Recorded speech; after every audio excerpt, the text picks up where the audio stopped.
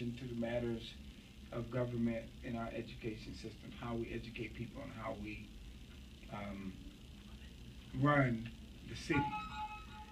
How we educate people, how we run the city, there could be some adverse attention to those matters if the Ferguson issue kind of hit home, as they say. All right, your third question was, do you think the events of Ferguson have a domino effect on Springfield students? The short answer to that, I would say, is yes, and obviously because many of our students and our alum are from the St. Louis area. And when you have a common experience such as police brutality, or you have, a person of authority overtaking somebody with less authority, everybody's familiar with that, regardless of whether it's a race-based incident or not. People abusing authority or being perceived to do so. And there's generally environments that make that more likely to happen than others.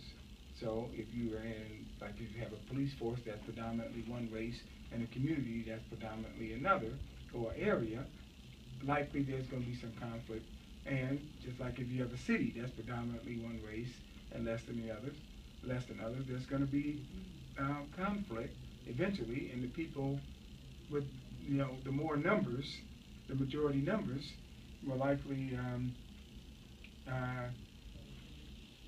win those conflicts more often than not. So because we have students that are from that area, they're kind of used to, unfortunately, hearing and seeing these things. And when they come to Springfield, well, they say, wow, I'm kind of out of the frying pan into the fire with regard to the numbers issue and or the power issue, or the class issue, whatever it may be. And so, a student would look for remnants of those circumstances wherever they find themselves. And if they're here in Springfield, then it's natural for them to think that way. All right, now, and the last question was, what role, if any, do you think Ferguson events will play on future students? Well, I had three thoughts with that, and one was that people will continue to look at places with stigmas for racial conflict. And the media does that well.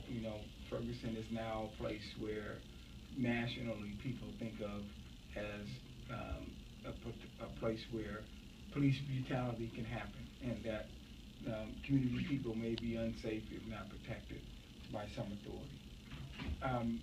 People will make decisions about their safety and success more so now before they visit a place than saying, okay, well, let me go to Springfield and let me try it out, even though I don't have a lot of knowledge about them.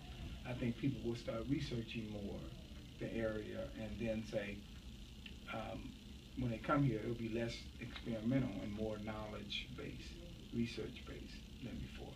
The second thing is that this will heighten the university's need for further outreach and increased contact. Well, when we market to our underrepresented population, we need to kind of be in their face more, saying that you are safe here, and this is the place where you can not only get an education, but you could have a great 4, 5, 6 years of your life here, and you might even want to stay. Okay, but the thing is that we want to be intentional about reaching out to you to say that we're not like the things you see on TV. Last thing is more frequent visits to campus to utilize potential students as recruiters who are believable to other students who are scouting MSU. So we want to get as many people as possible to campus that are thinking about MSU so they can have a good experience, so they can learn and see things for themselves. And then they'll go back and say, hey, MSU is pretty cool. Life as a bear might not be a bear, okay? That kind of thing. And so I think Ferguson could heighten a person's sensitivity to that activity. So, all right.